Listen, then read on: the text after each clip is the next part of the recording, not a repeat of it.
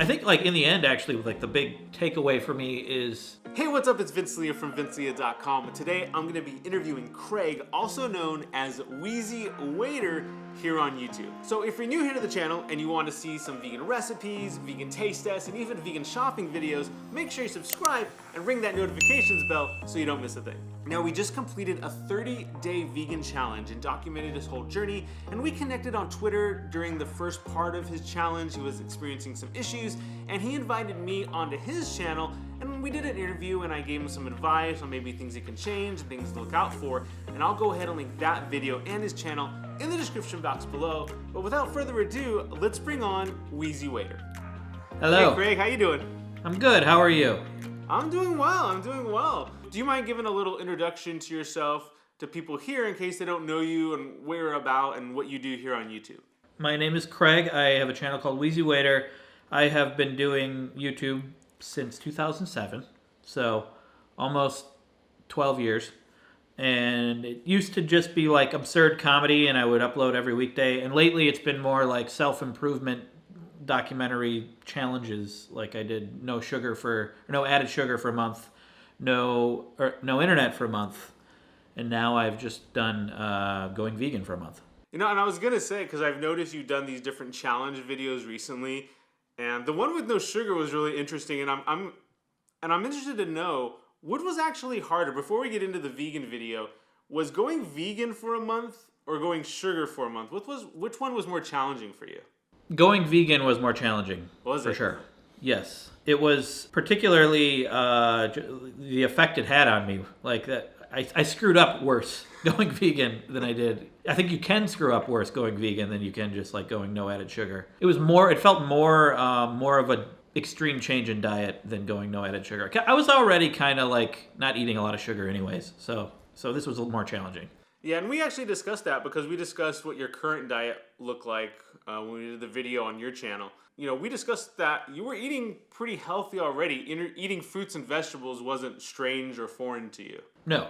One of my favorite meal, like my wife will like pile on the vegetables every meal. That's like some people it'll be like if the average person walked in and saw us eating, they would probably be like, "Oh, geez, that's way too many vegetables." But we've discovered that like they're so low in calories that you can have a lot of vegetables. Exactly. And one of the things we talked about was calories. And I think that was one of the posts that you did on Twitter, where I think it was Roberto Blake commented and tagged me, and then I saw your comment. Was eating enough calories challenging for you? I realized that you could easily not eat enough calories if you suddenly switch to going vegan or vegetarian, unless you pay close attention. And so I did feel like I could just eat a lot more.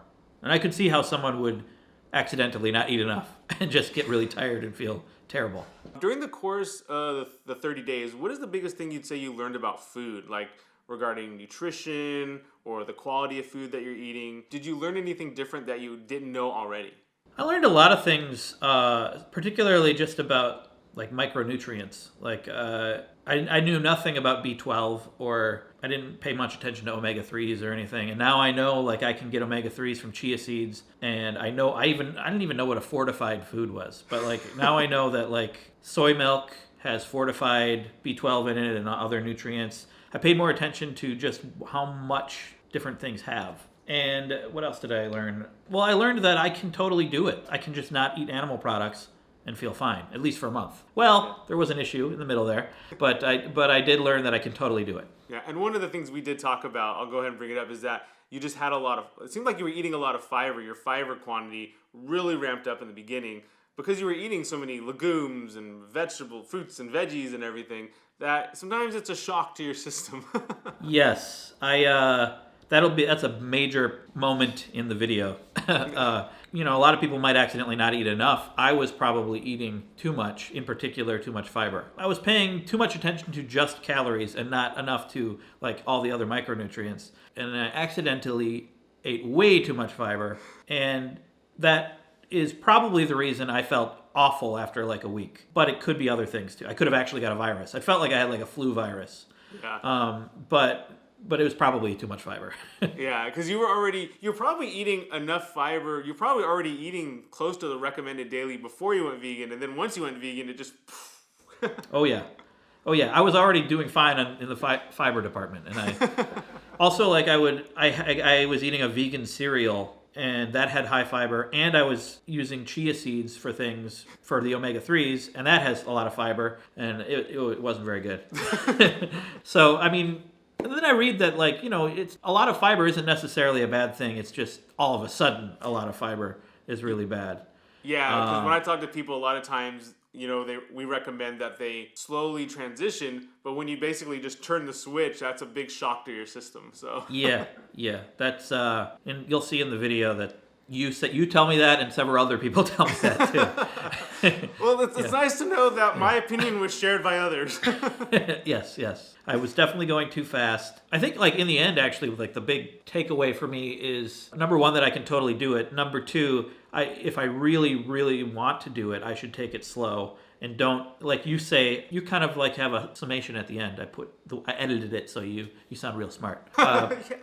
You say basically focus on adding things, not taking things away. And I would like to ultimately eat less animal products, maybe no animal products, but I think I need to take it slower. I was going to say, what was the biggest challenge for you when you started this? Obviously, not counting the fiber, but just in general, different foods that maybe you were used to eating that you weren't eating anymore.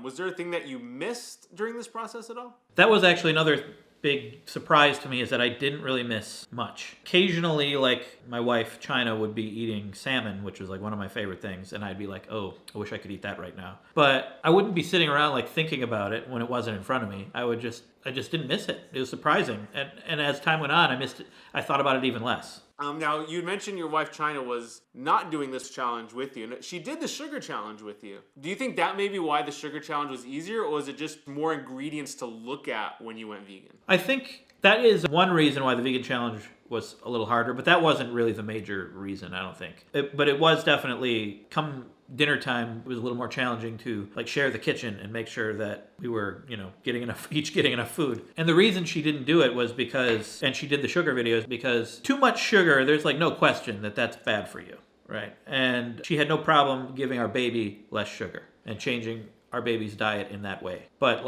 suddenly going vegan requires, I think, a little more knowledge. And yeah, you need to know what especially you're when you doing. have a baby. You want to make sure you're doing it right. Yeah, and so, we didn't want to suddenly change our baby's diet when we didn't know what we were doing. One of the things that you mentioned that you thought was difficult when we talked earlier was just going out to eat and trying to figure out what to eat. How did that go as you completed? Did you find that easier the longer you did it? Because we talked when you were maybe, a week and a half into it, maybe, roughly? I think that the issue about going out to eat, we just didn't go out to eat a whole lot, because where we live is a small town, and there isn't a lot of good restaurant vegan options. So when I did go out, I'd mostly just go to, or if we needed something quickly, I would go to Chipotle and get not a sponsor, but because it was easy to get a vegan meal there that I thought was pretty tasty. Otherwise, we just didn't go out to eat a lot. We would go to Chicago. We live far outside Chicago, so we would go into Chicago, and I had ramen with kale noodles, and that was amazing. It was really, really good. So, if we lived in a big city, I think we'd have more options, and it'd be easier to eat at a restaurant. On the other hand, I also found that once we went to Chicago, there were so many other amazing animal product foods that I wanted to eat as well. So it was there was a lot of temptation. So I don't know, it's a trade-off. So did you find yourself cooking at home more, and did you cook much before? Or was this an additional added challenge to the challenge of trying to cook meals at home as well as just going vegan? My hope was that I would start cooking a lot more, because I don't cook. My wife does the cooking most of the time, and I'm not very good at it, and I don't know what I'm doing. And I did cook a little more. It didn't transform my life or anything, but I definitely cooked some meals that I wouldn't have cooked otherwise. And again, slow process. Eventually, maybe I'll become a Food Network amazing chef. But I definitely cooked a little bit. I cooked this sweet potato chickpea. I don't remember what it was called, but it had cumin in it, and it had all these spices, and it was really good. That'll show up in my video also. But there were a few moments where I'm yeah, I can't believe I cooked that. That's awesome. But then there were other moments where I wanted to cook, but I didn't have time, and my wife cooked the vegan meal. Yeah. And surprising, I found out when I went vegan that cooking vegan wasn't as difficult as I thought it would be. Because once you figure out the texture and the flavors with the spices, it's not as difficult as I thought. Did you find that as well? Like when you did cook something, when you made the sweet potatoes and the chickpeas, did you find that it was easier than you thought? It was pretty easy. I think when you cook vegan, you eliminate the danger element of like undercooking meat. Like you can't really. I mean, you can get there's danger involved in undercooking anything, but like it's much less with just vegetables. I remember before I went vegan, every time I cooked chicken, I was like washing my hands all the time because I would touch something and I'd touch something else. I'm like, oh, I gotta watch that. And I didn't have to do that anymore once I went vegan because everything I was touching was something I'd eat anyways. It was a lot easier. Like it was just a lot less worry. Like it would either be like, do you want this to taste a little more charred or not?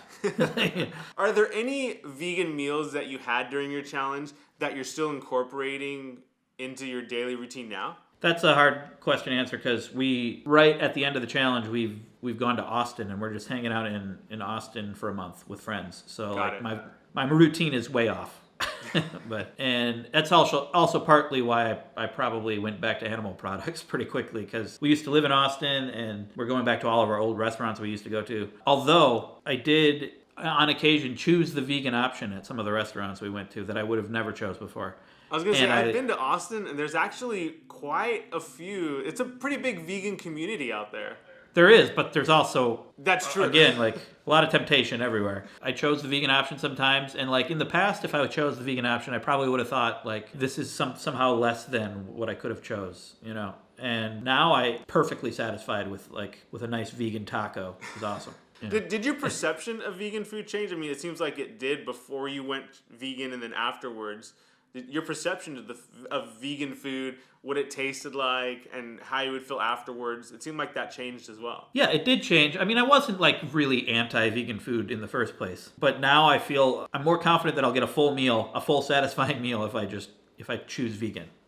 So when you do get back home, do you think you'll find yourself incorporating more plant-based options or plant-based meals into your diet when you're back on more of a normal routine? Yes, I fully hope to include a lot more vegan meals. It also depends on how much time I have to cook them and if my wife is on board, but that is definitely something that I want to do.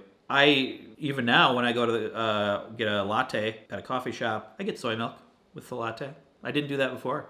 I think I prefer it, actually. That's awesome. That's great to hear because, dairy is definitely one of the things that, when people can start removing dairy, they'll actually see an improvement. And one of the things I wanted to ask you too is during these 30 days, did you notice any changes in not just your digestive system, but just in other aspects of your life? Like, did you have more energy or anything like that, or not really? Well, unfortunately, I didn't really notice like a big change in energy. I was hoping to, and at the end of the video, I'd explain that like I didn't really notice a change. It could be because of I need to do it longer. Maybe a month isn't long enough, or maybe my diet wasn't so bad in the first place. I was going to say, I think that may have something to do with it because you were eating, like you said, a lot of fruits, a lot of veggies, a lot of fiber. And that's how you know if it's real food, if it has fiber in it. It's not very processed. And it doesn't sound like you were eating a lot of processed food to begin with. Right. So yeah, I do think it's totally a good option for people if they want to feel better is to go vegan. In my case, I just think I was already doing okay. Awesome. Well, hey, man, thanks for joining me today and sharing your thoughts and experiences. Make sure you check out his video and his whole journey. Link for that video and his YouTube channel are in the description box below. So thanks for joining me today, Craig. I had a blast, and thanks for having me being a part of your challenge. Thank you. You live in LA? I'm in Los Angeles, yeah. Yeah. Let's go have a vegan meal next time I'm there. Sounds like a plan, man. I appreciate it. So leave me a comment. Let me know what you thought of Craig's experiences, and if you have any questions about it, and if you tried going vegan for 30 days and had some issues with it as well. And if you like this video, give it a big thumbs up, subscribe to the channel as I post new videos every week, and join the Fit From Food notification squad by ringing that bell next to the subscribe button. And remember to keep living Fit From Food, and I'll talk to you soon. Bye.